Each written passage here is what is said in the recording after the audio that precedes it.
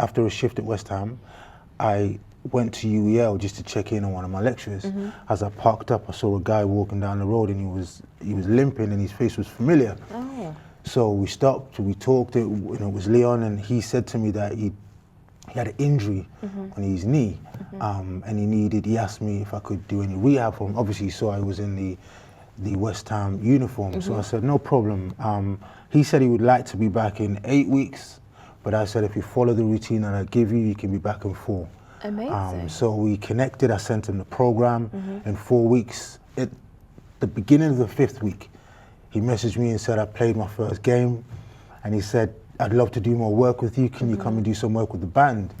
So I was thinking, okay, band. I wasn't, the last time I saw you, you was at University of East London. Didn't know you was in a doing hit-making sport and exercise science. Yeah.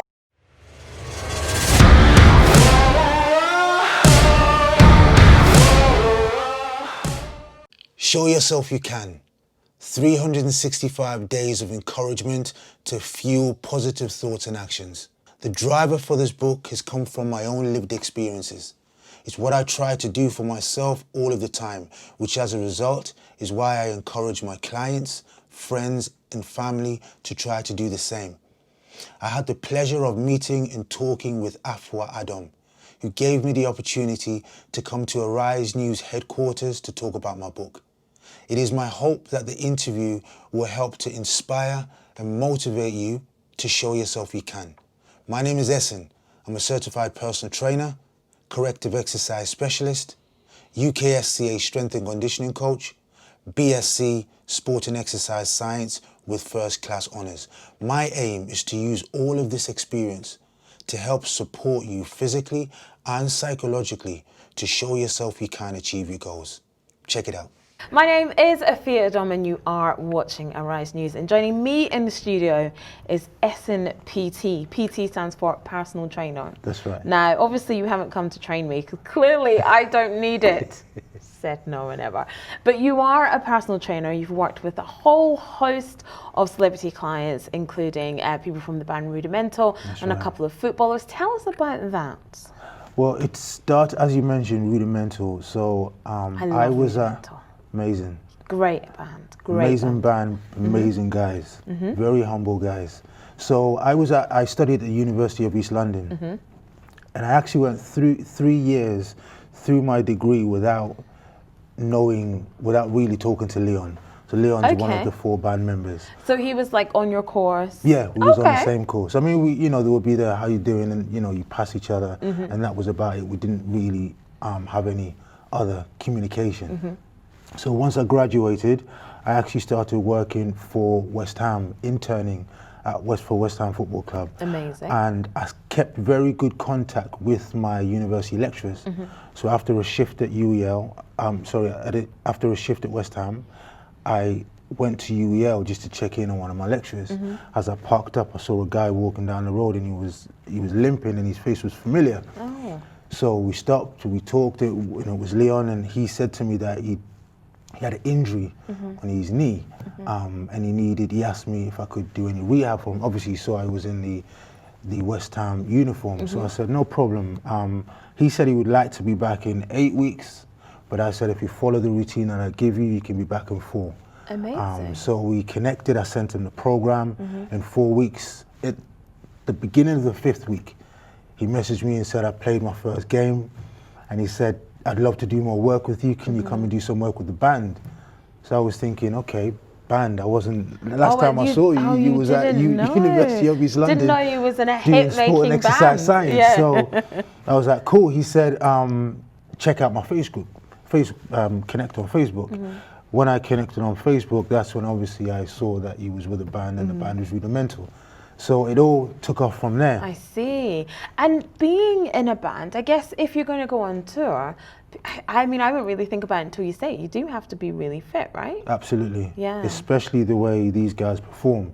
Just generally speaking, music artists, they expend a lot of energy the way they are on stage. And there's a lot of things that they have to do backstage as well. So the exercise is paramount, and these guys have bought into it. They're very consistent. Whenever they're in the UK, we're training. When they're away, I'll give them a program they need to do. They'll show me video footage of them getting in the gym, whether it be independently or collectively. They get the work done, and that's how we've trained over the past 6 years now. Amazing. But you've also worked with a couple of footballers, which kind of surprises me, because if they're footballers, you'd think they would have training with the club. Which they do, but you have, these footballers, they're very driven in terms of the goals they want to achieve. They understand that, yes, you've got the facility of the club that they're in, but they want to do extras because they want to raise the bar. They're always looking for those 1% improvements. Yep. And the connection with the footballers started when I was at West Ham. So some of the players enlisted my services outside of the club. Amazing. And then the business grew from there.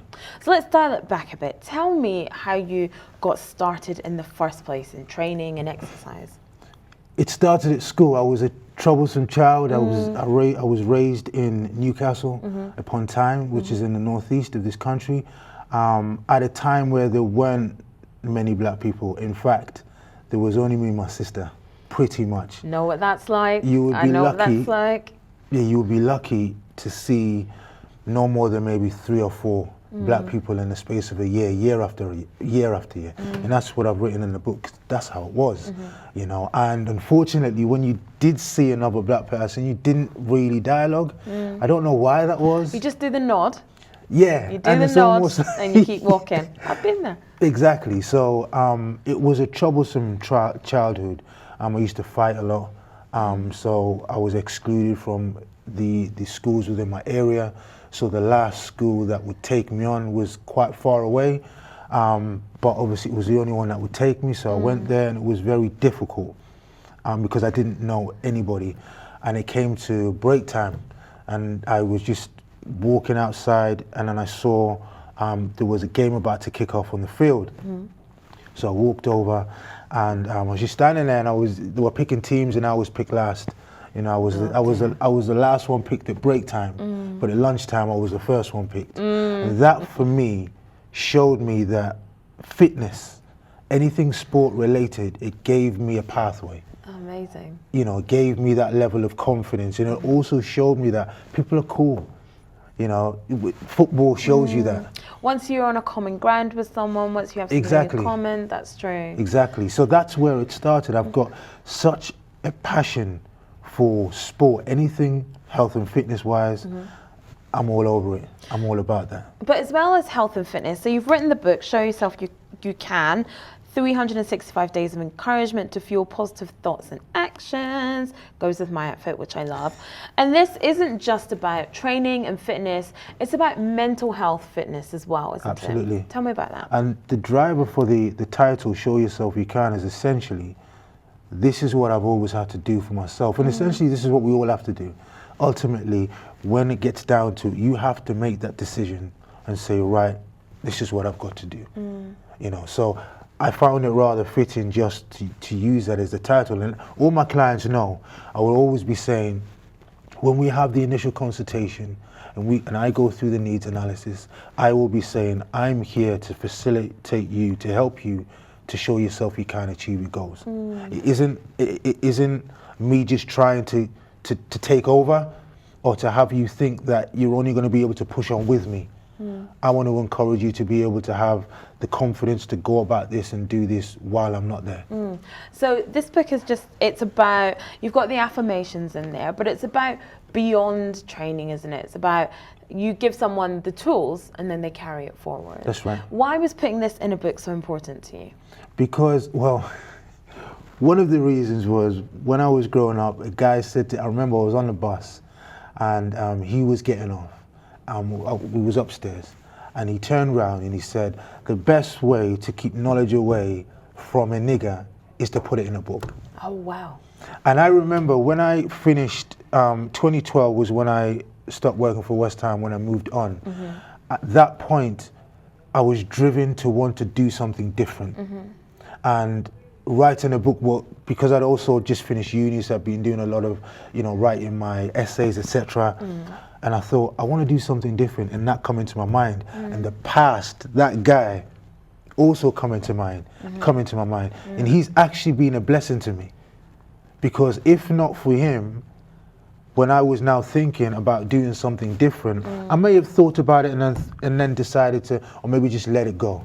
But at that time when I was thinking about it, he came into my mind and I said, right, okay, I'm going to show myself I can do this. I didn't know anyone else who had done it, but I was confident that I have a story, I have experience, and I know from training clientele, it's not just the 1 hour session that we do. Absolutely. It's the communication that we have 24/7. All my clients would let you know I'm there with you. I'll always be touching base with you, seeing how you're getting on, encouraging you. So it just felt the perfect thing to do, to put it in a book. And bringing personal training and mental health training together. I really love that. So what would you say to someone who, first of all, wanted to get fit physically, but also wanted to get fit mentally? To firstly, I would ask them to really think about what their why is.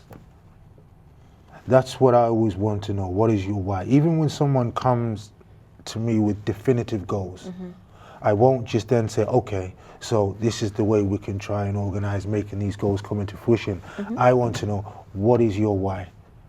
Just peeling away the onion, getting to know that individual, because the deeper, the further I take them, the more they get to understand, well, actually, that isn't what I want to achieve.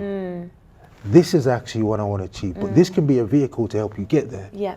But it brings them to a point where they're now one within themselves, and they're confident that they're on their own journey. So it doesn't need to be something that they do in 4 weeks or 8 weeks. It's now something that I really want to do because I can see that it's going to help me moving forward in my life. Yep. So that's fundamentally my driver. And that's where I always like to start with an individual, if that answers your question. It does. And tell me, where can we find you if we decide we want to get fit? I'm on social media, Instagram, SNPT, ESINPT. I'm on Twitter, Facebook, Show Yourself You Can. Also at SNPT, you'll find me there. Email snpt@gmail.com. Amazing. Yeah. And the book, Show Yourself You Can, by SNPT, is out now on Amazon. Yes, it is. Amazing. Thank you so much for coming in. Thank you very much for having me. Definitely. I appreciate it. Thank you.